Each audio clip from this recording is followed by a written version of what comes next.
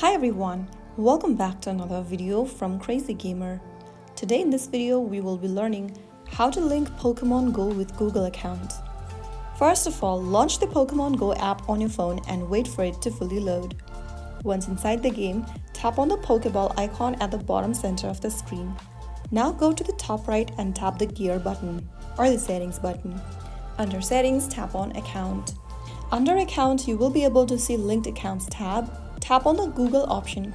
Now click on Continue in the pop-up to get to the google.com sign-in page.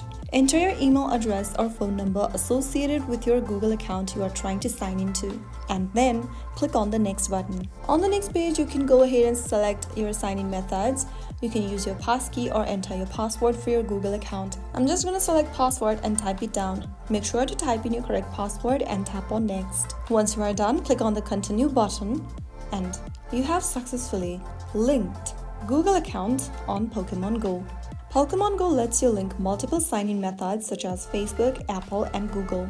It is a good idea to link more than one for extra safety. So that's how you easily link your Pokemon Go account with Google account. If you found the video helpful, don't forget to like, share, and subscribe to the channel. I will be back again in the next episode. Thank you for watching.